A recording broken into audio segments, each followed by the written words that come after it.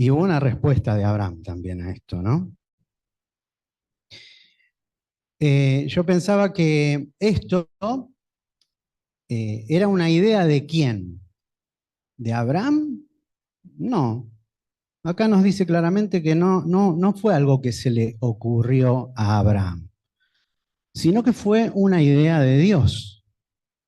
Así que en el versículo 1 podemos ver eso, ¿no? Que quien habla es Dios. Él es el que toma la iniciativa y de él es la idea. Leemos el primero, fíjense, pero Jehová había dicho a Abraham, vete de tu tierra y de tu parentela y de la casa de tu padre a la tierra que te mostraré. Y en el versículo 2 eh, dice, y haré de ti una nación grande y te bendeciré y engrandeceré tu nombre y serás de bendición. O sea que hay un plan acá, ¿no?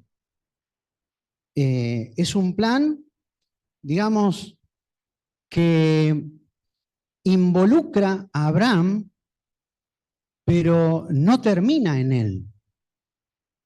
Es un plan en el que él es, digamos, sumergido, puesto ahí, pero que no termina en él. No es que Dios le dice, te voy a bendecir, y ahí termina, sino que le dice, te voy a bendecir y vas a ser de bendición.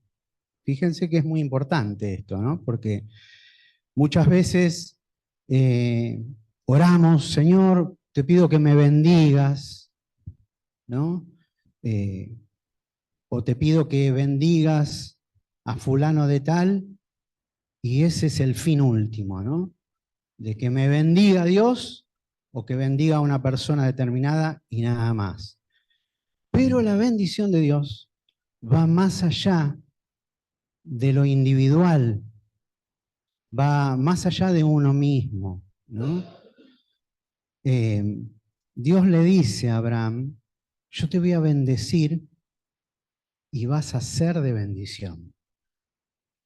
Y en esto, eh, hasta acá había hablado el Señor, había mostrado el Señor, había indicado el Señor, pero Abraham estaba como en un plano pasivo, digamos, ¿no?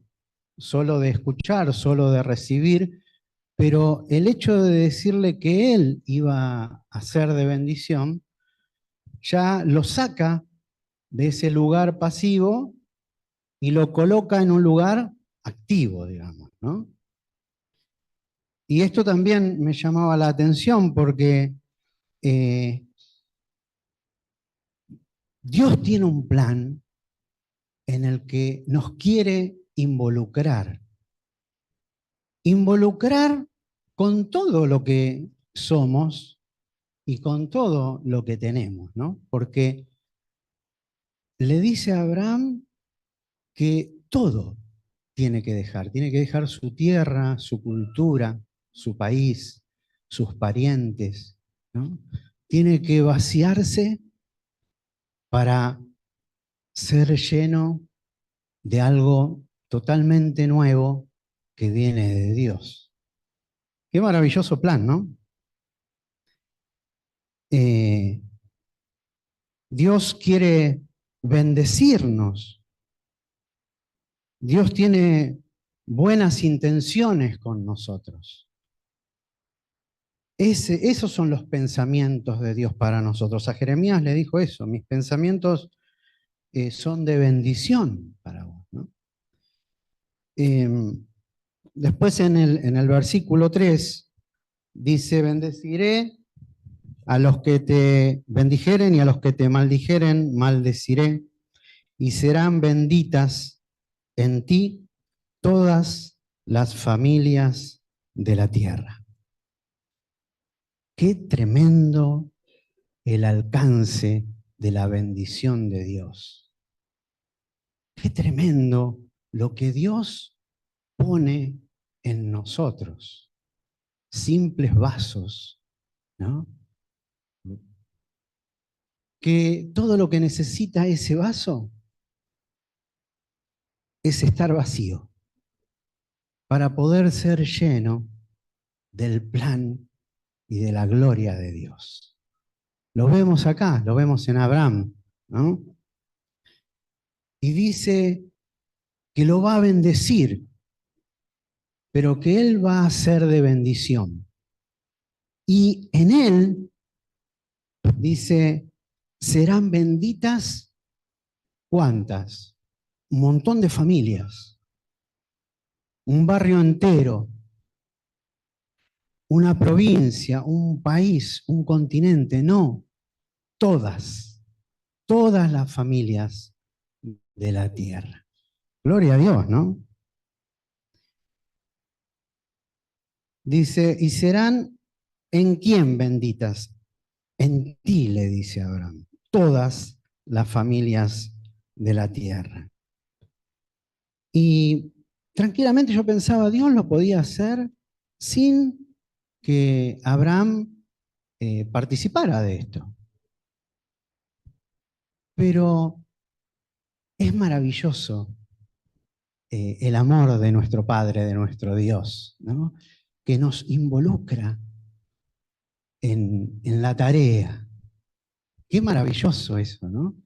Que nos tenga en cuenta en un plan tan grande, tan trascendente, que ni empieza con nosotros, ni termina con nosotros, y ni siquiera es necesario que nosotros participemos para que ese plan se lleve adelante por completo. Pero fíjense cómo nos considera Dios. Nos mira y nos llama, nos convoca. Imagínense, ¿no? Imagínense, yo sé que hay algunos varones acá que les gusta el fútbol. Y hoy escuché a Rocío y entonces me doy cuenta que hay mujeres también que les gusta el fútbol. Sí, hay muchas mujeres que juegan al fútbol y lo hacen muy bien. Yo tengo una canchita enfrente de casa, un club, y es increíble la cantidad de equipos de mujeres. Y yo tengo el privilegio de tener platea, porque de la ventana de la cocina me siento, me da el solcito y veo cómo juegan. Y las chicas la pisan como los varones, que nosotros pensamos que somos mejores jugando al fútbol, pero me doy cuenta de que no. Bueno, ¿a qué venía con esto? ¿No? Ya me fui de tema. Pero bueno, a esto voy, ¿no? Que Dios nos involucra en sus planes. Y fíjense qué importante que esto sea así, porque Él, pudiendo prescindir de nosotros, Él nos da un lugar muy importante para ocupar. Fíjense, yo, ¿por qué decía esto de varones que les gusta el fútbol y mujeres? ¿No? Supongamos que viene Scaloni acá, con la idea de convocar jugadores y jugadoras. A los que les gusta, se les genera una expectativa. De acá se va a llevar 10 mujeres y 10 varones para armar un equipo de fútbol. Sí o sí. Cuánta expectativa, ¿no? Y qué ganas de que me elijas, ¿no? Yo me acuerdo cuando era pibe y jugaba en el potrero y hacíamos el pan y queso primero, ese, ¿no? Y entonces elegía el que ganaba, que elegía primero. Entonces elegía el mejor, ¿no? Fulano, Marcelo, primero. No, mentira. Eh, entonces, claro, iban fulano, sultano, merengano, y uno iba quedando, ¿no? Y, y al principio con mucha expectativa y después cada vez con, uy, tengo unas ganas de jugar, ¿viste? Y de repente Quedaba uno y todavía no me habían elegido, supongamos, ¿no? Fíjense, y de repente, ¡pum!, quedaba afuera. Bueno, para el próximo partido, ¿no? Termina este partido y armamos otro. Que no hay lugar para todos, ¿no? Pero Dios, fíjense, nos mira, nos tiene en cuenta, nos llama, nos convoca, y no es Scaloni, es Dios, que hizo que Scaloni naciera, y si Scaloni vive, porque Dios lo sustenta.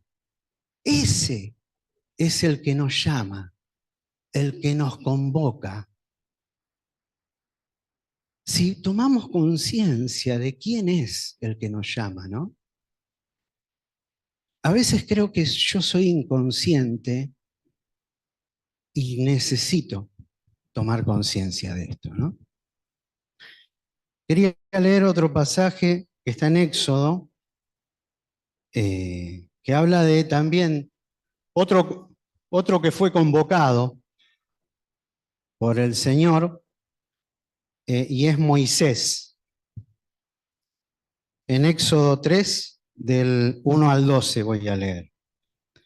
Dice, apacentando Moisés las ovejas de Yetro, su suegro, sacerdote de Madián, llevó las ovejas a través del desierto y llegó hasta Horeb, monte de Dios, y se le apareció el ángel de Jehová en una llama de fuego en medio de una zarza. Y él miró y vio que la zarza ardía en fuego y la zarza no se consumía. Entonces Moisés dijo, iré yo ahora y veré esta grande visión. ¿Por qué causa la zarza no se quema? Viendo Jehová que él iba a ver, lo llamó. Lo llamó Dios de en medio de la zarza y dijo, Moisés, Moisés. Él respondió, heme aquí. Y dijo, no te acerques, quita tu calzado de tus pies, porque el lugar en que tú estás, tierra santa es.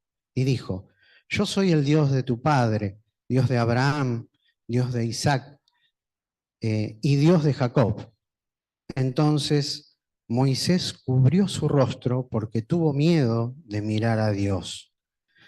Dijo luego Jehová, bien he visto la aflicción de mi pueblo que está en Egipto, y he oído su clamor a causa de sus exactores, pues he conocido sus angustias, y he descendido para librarlos de mano de los egipcios, y sacarlos de aquella tierra a una tierra buena y ancha, a tierra que fluye leche y miel, a los lugares del cananeo, del eteo, del amorreo, del fereceo, del heveo y del jebuseo. Eran todos pueblos, etnias, ¿no?, que vivían en ese lugar.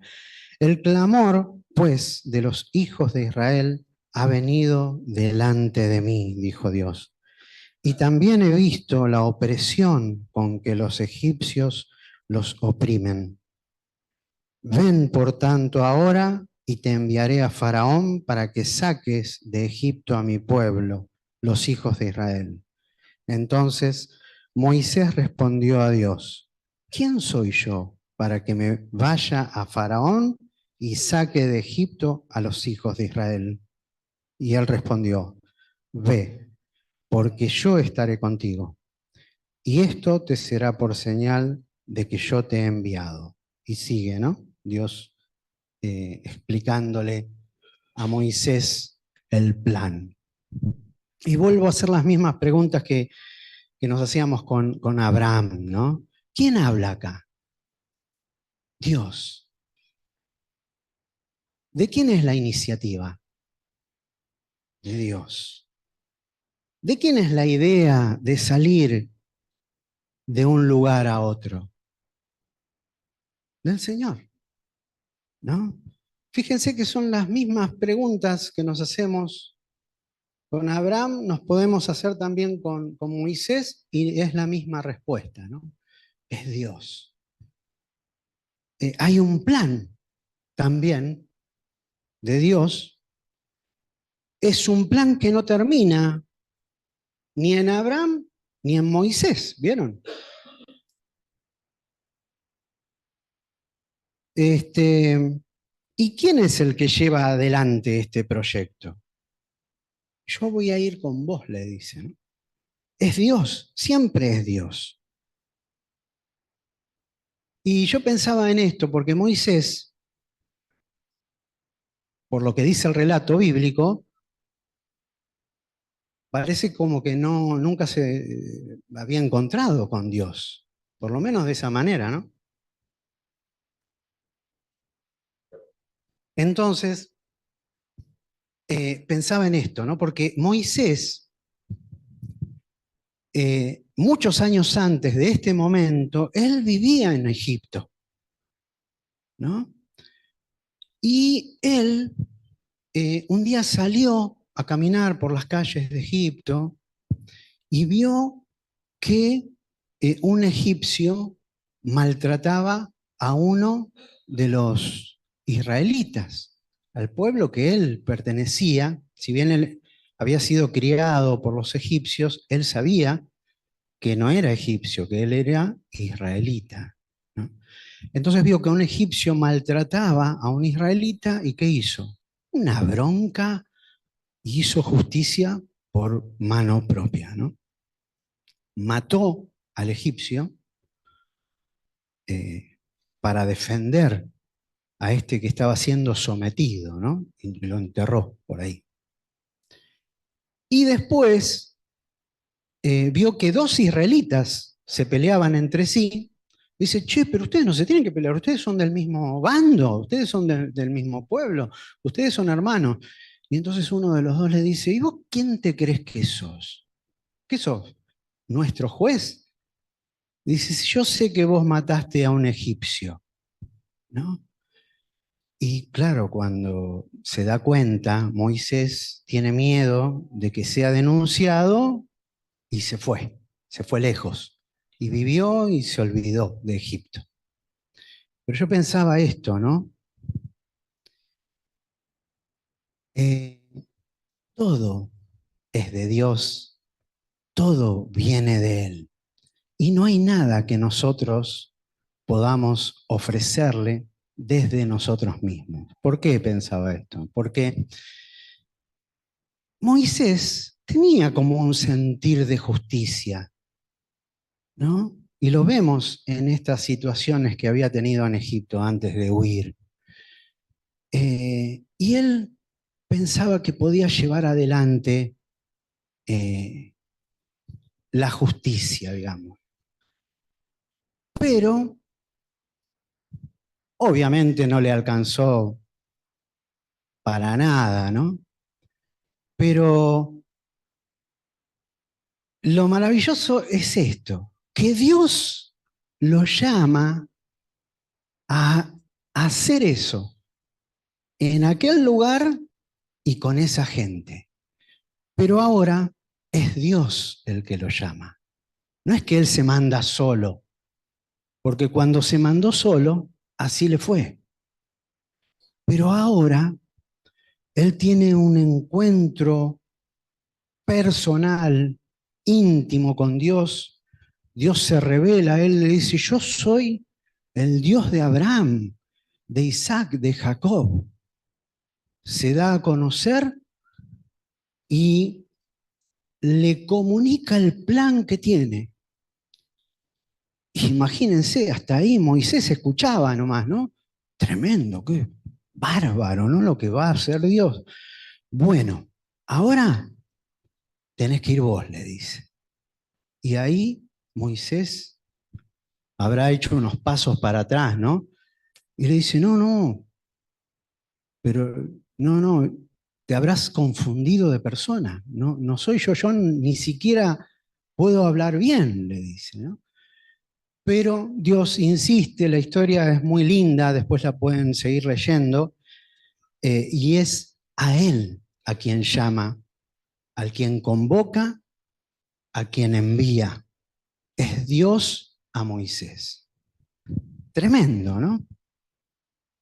Después hay otra historia que no la voy a leer, que tiene que ver con esto, eh, que es un suceso con el rey David. Esta historia la pueden encontrar en 2 Samuel 7 o Primera Crónicas 17, para los que notan. Les cuento más o menos cómo es, para los que no la conocen. Estaba David, ya era rey, un rey que Dios había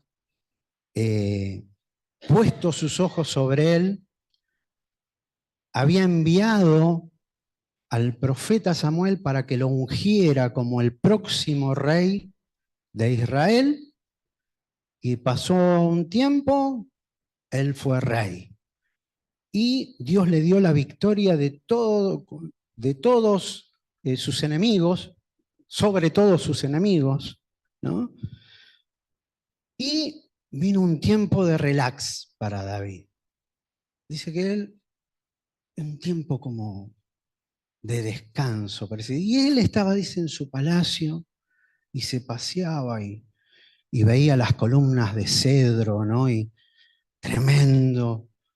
David había vencido a todos sus enemigos, el pueblo lo aplaudía por las calles, el profeta de Dios, dale David, vos sos un hombre conforme al corazón de Dios, ¿no?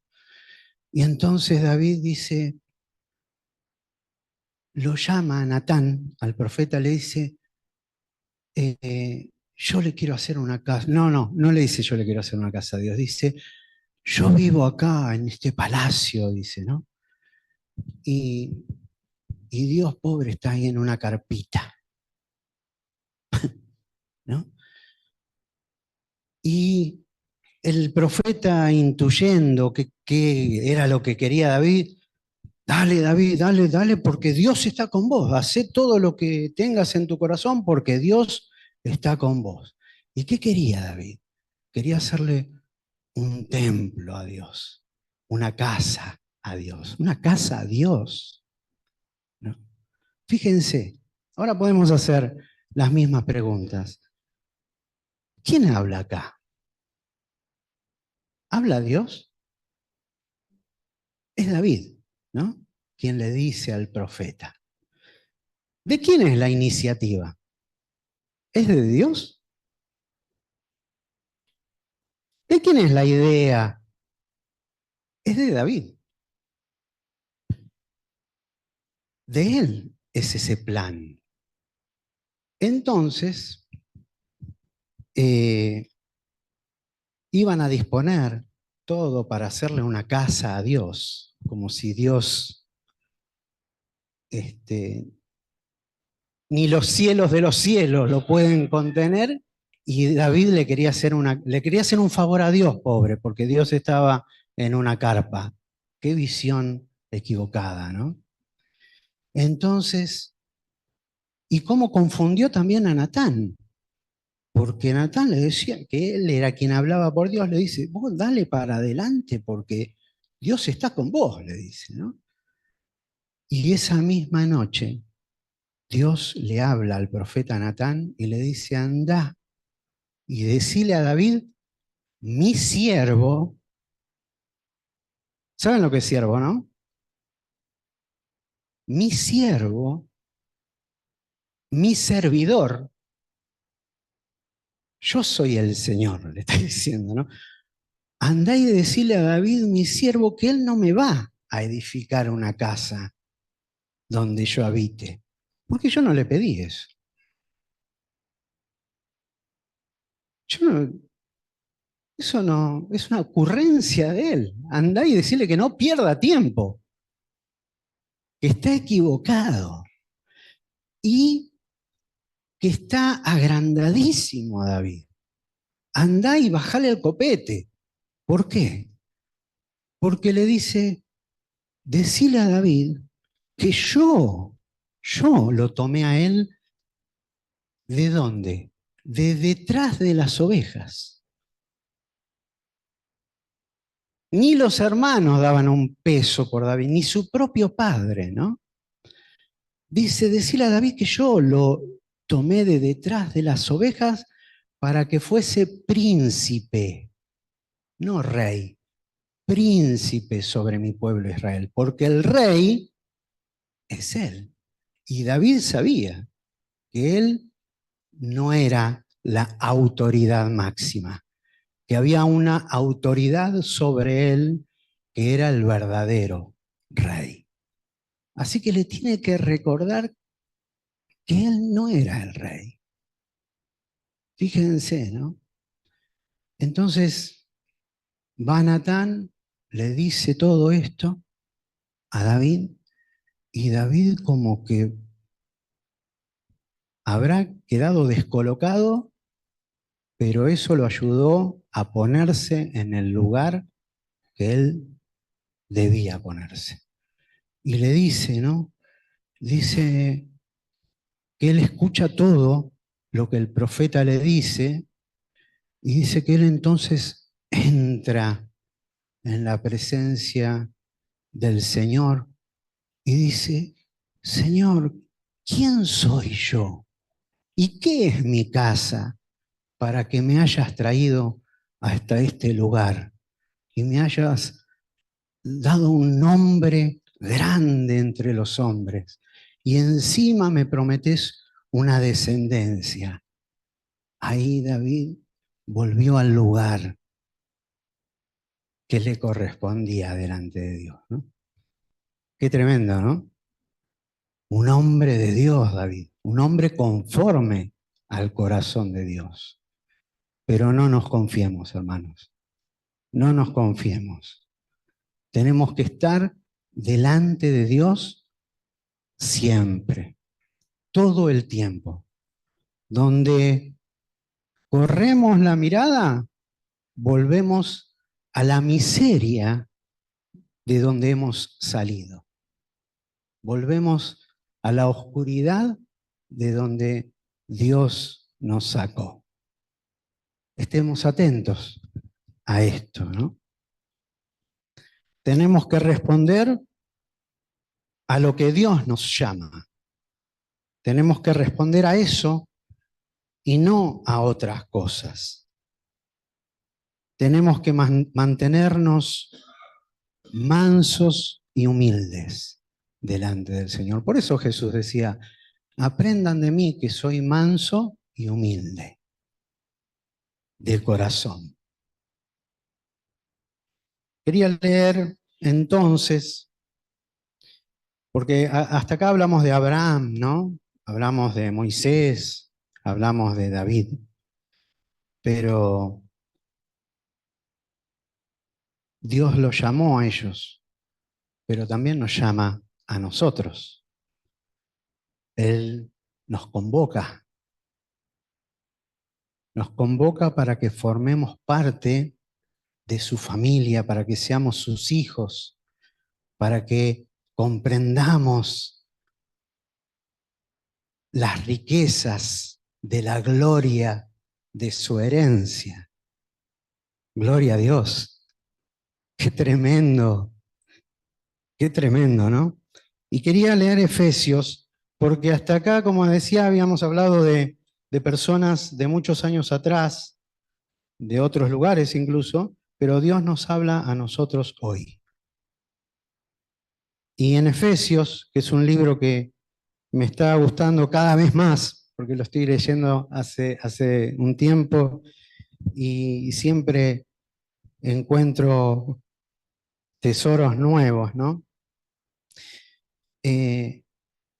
Lo importante de saber a qué estamos llamados, ¿no? El para qué nos llama Dios. Y acá en Efesios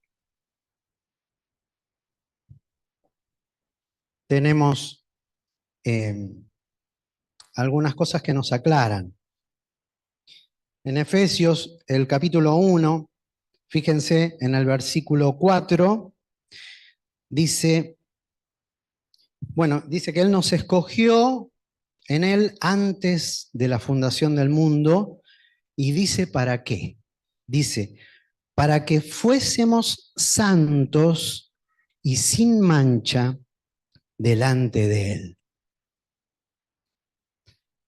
A Abraham lo llamó a salir a otro lugar. A Moisés lo llamó a ir a sacar al pueblo de la esclavitud. A David lo llama a ser rey sobre su pueblo Israel. Pero nosotros, ¿a qué estamos llamados? Dice, ¿para qué? Para que fuésemos santos y sin mancha delante de Él. Entonces, ¿a qué nos tenemos que abocar? ¿Cuál es la tarea que nos corresponde? Santificarnos, limpiarnos delante de Él. Fíjense en el versículo 5, dice, según nos escogió, dice, en amor, habiéndonos predestinados, ¿para qué? Para ser adoptados hijos suyos, por medio de Cristo, según el puro afecto de su voluntad. ¿Para qué? Para que seamos hijos de Dios. Y como hijos de Dios, tenemos que responder a nuestro Padre. Y tenemos que vivir como hijos de Dios. O sea que acá ya tenemos otro punto muy claro para poder manejarnos en la vida, en lo cotidiano, ¿no? Nos tenemos que santificar. Tenemos que limpiarnos para estar sin mancha delante de Él. Y ahora dice que, ¿para qué? Para que seamos hijos. Como hijos de Dios tenemos que comportarnos, tenemos que asumir que somos hijos de Dios. Tenemos que vivir como hijos de Dios, no imitar,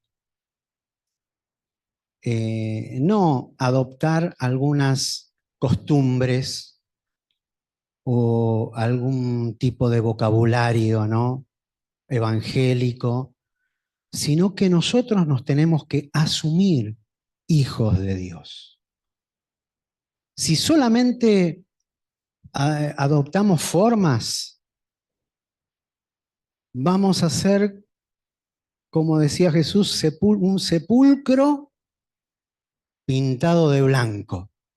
Uno lo ve, una pinturita, pero levantaste la tapa y hay un muerto. Hay olor nauseabundo a podredumbre. Nosotros no estamos llamados a una pinturita por afuera. Estamos llamados a vivir la vida abundante que Cristo ya nos dio. Ya la tenemos. No tenemos que vivir como vivíamos antes, que estábamos muertos en nuestros delitos y pecados, dice la palabra. Ahora tenemos que vivir como hijos de Dios. Yo soy hijo de Dios. Cuando yo estoy en el trabajo, en la escuela, estoy con los vecinos, yo tengo que ser consciente que soy hijo de Dios. No me tengo que olvidar.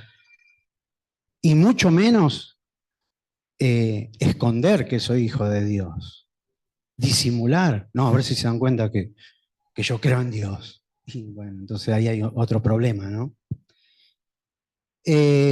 Fíjense lo que dice el versículo 6. Sigue diciendo, otro para qué, ¿no? Para alabanza de la gloria de su gracia.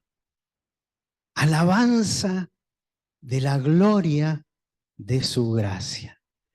Y esto no es cantar alabanzas, no cantar canciones, que lo tenemos que hacer también para glorificar a Dios, pero que nuestra vida sea una alabanza a Dios, que nuestra vida alabe al Señor.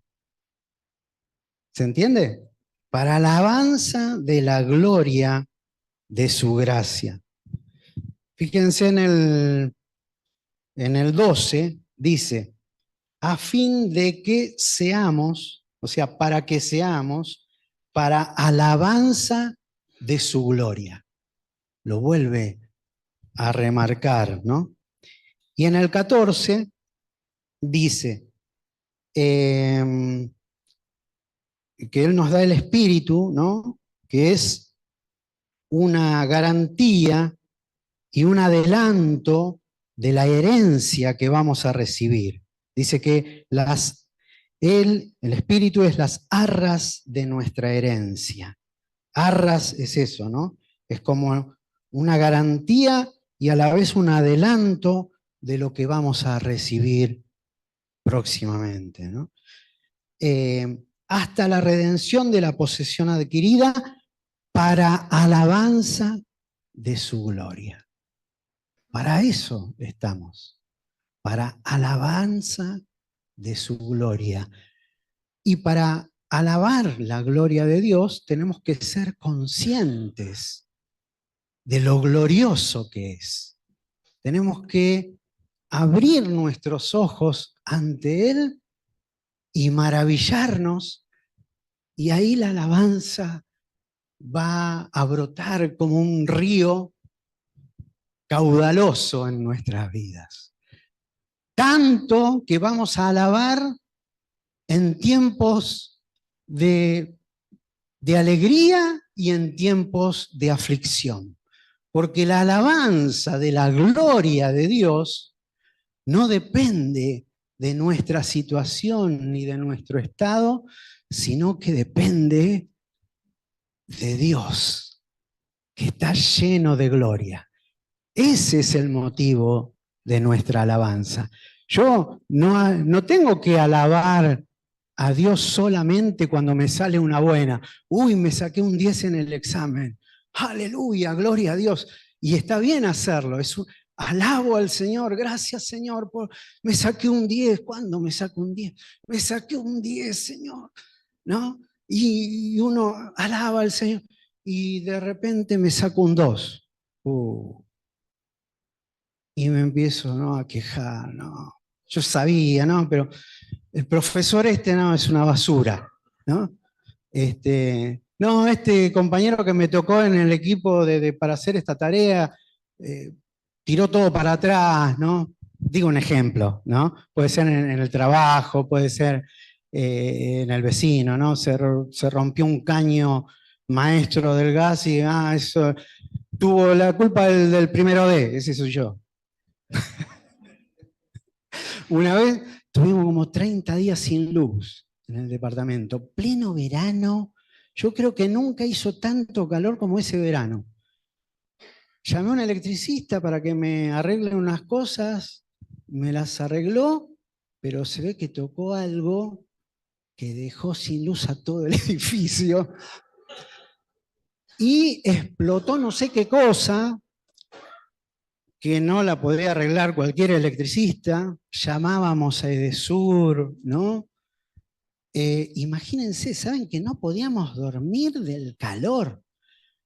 Me acuerdo que un vecino, el del B, no sé cómo, era el único en todo el departamento que tenía luz. Estaba tan contento que me golpea la puerta y me dice, yo tengo luz, ¿querés que te pase un cable? Dice, para que vos tengas una luz. Sí, le digo yo, me paso un alargue. Y enchufé un ventilador, ¡boom! El B. ¡Pum, pum, pum! ¿Qué pasó? Me dice. No sé, le digo. 30 días sin luz. No saben lo que... Una de mis hijas dijo, yo me voy a dormir a lo de una amiga que tenía luz, ¿no? Tremendo. Todos me echaban la culpa a mí. No, eso porque el del D llamó a un electricista, eso, ¿no? Bueno, pero a veces somos así. Alabamos cuando todo está lindo, cuando todo está bien, y despotricamos, insultamos, nos quejamos cuando las cosas no salen como nosotros queremos que salga. Pero nosotros como hijos de Dios, ¿para qué estamos? Para alabanza de la gloria de Dios. Ahora, si yo estoy 30 días sin luz, pleno enero, ¿no es digno Dios de ser alabado? ¿O por esos 30 días le ponemos una penitencia a la gloria de Dios para no alabarlo, ¿no? Qué ridiculez, ¿no? Tenemos que alabar a Dios, alabar, alabar al Señor. Miren, una vez escuché un testimonio de un hermano que fue a una convención que se hacía en Europa.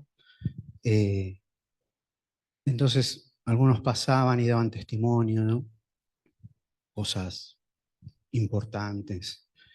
Y de repente pasa un hermano, un chino, bajito, flaquito, ¿no? Y él da testimonio. Dice que él, por su fe, había sido llevado prisionero a un campo donde había muchos otros, por diferentes motivos, ¿no? Y la tarea que a él le asignaron era bajar a un pozo donde había materia fecal humana, descalzo, y pisotear para hacer abono. Esa era su tarea. A él lo llevaban ahí, lo bajaban, tenía que trabajar todo el día, lo subían y así.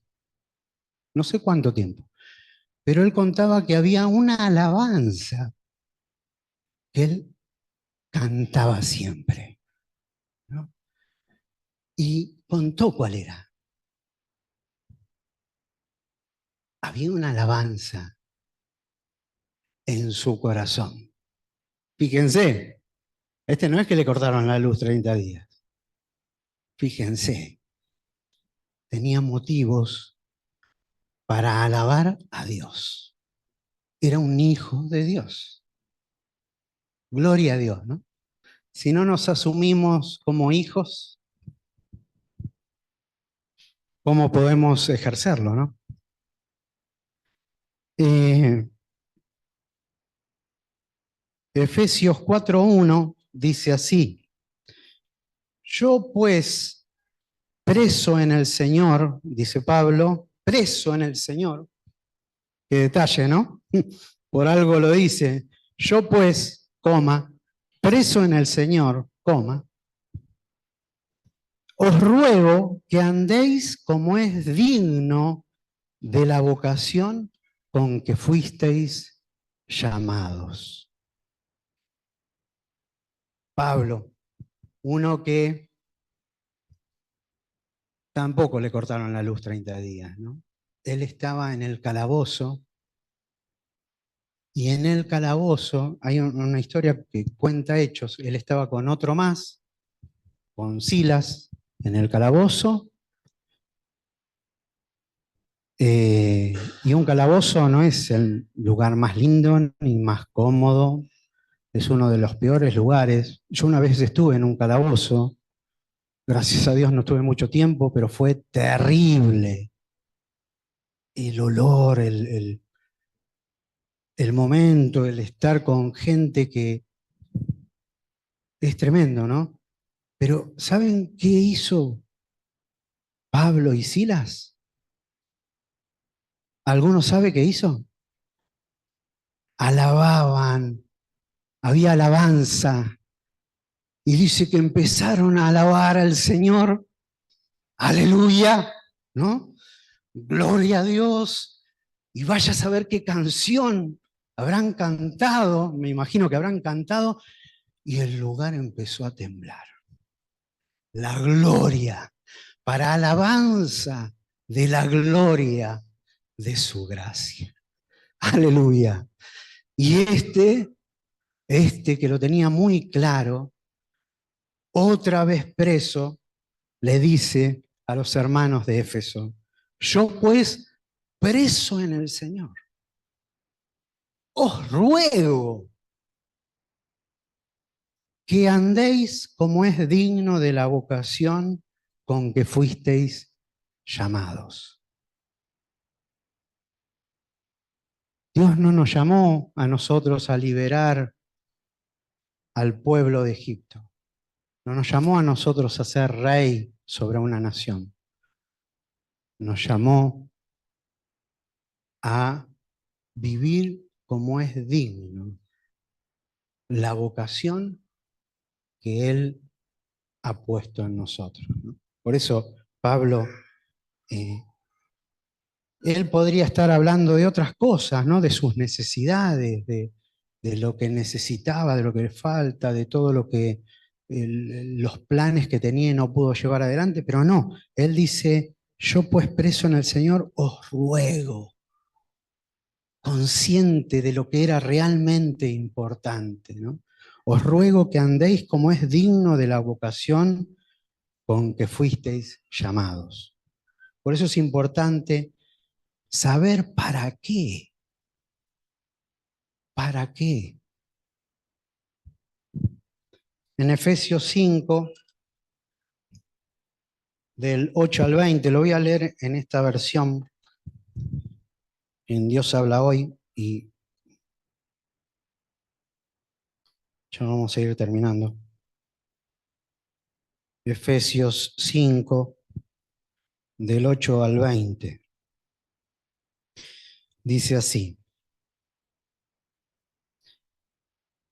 ustedes antes vivían en la oscuridad, pero ahora, por estar unidos al Señor, viven en la luz. Pórtense como quienes pertenecen a la luz, pues la luz produce toda una cosecha de bondad, rectitud y verdad. Procuren hacer todo lo que agrada al Señor. No tomen parte en las cosas inútiles que hacen los que son de la oscuridad. Más bien, sáquenlas a la luz, pues hasta vergüenza da hablar de lo que ellos hacen en secreto. Pero cuando todas las cosas son puestas al descubierto por la luz, quedan en claro, porque la luz lo descubre todo. Por eso dice, despiértate tú que duermes, levántate de entre los muertos y Cristo te alumbrará. Por lo tanto, cuiden mucho su comportamiento. No vivan neciamente, sino con sabiduría. Aprovechen bien el tiempo, porque los días son malos. No actúen tontamente, procuren entender cuál es la voluntad del Señor. No se emborrachen, pues eso lleva al desenfreno. Al contrario, llénense del Espíritu Santo. Háblense unos a otros con salmos, himnos y cantos espirituales. Y canten y alaben de todo corazón al Señor. Den siempre gracias al Padre por todas las cosas, en el nombre de nuestro Señor Jesucristo. Aleluya. Como dice el dicho, ¿no? Más claro, echarle agua, ¿no? Dios habla. ¿Escuchás a Dios? Tenemos que escuchar la voz de Dios. Y muchas veces para escuchar la voz de Dios tenemos que consagrar nuestro oído,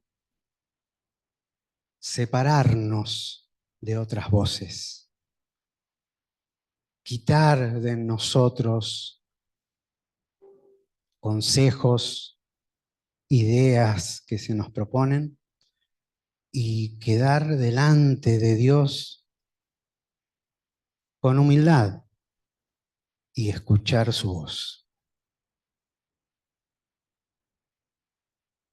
Dios habla a nuestro corazón con mucho más claridad que la que podemos escuchar a otra persona. Mucho más claro, ¿no? Así que los animo, hermanos, a que vivamos conforme a la vocación con que fuimos llamados por Dios. Como decía antes, ¿no? No tenemos el llamado que le hizo a Abraham, no tenemos el que le hizo a Moisés ni a David.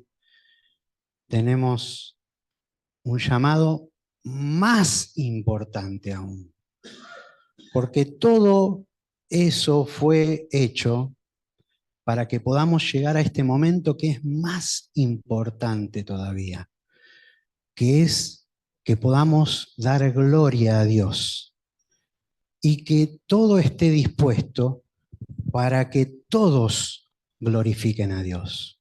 Hoy se habló de las misiones, ¿no? Está todo listo. Está todo listo. Jesús dijo, está todo listo, los campos están blancos. Ustedes dicen, no, falta todavía, no, bueno, hay tiempo, tenemos margen, ¿no? Especulamos. Jesús dice, los campos están blancos. Ahora, este es el momento. Y dice, los obreros son pocos.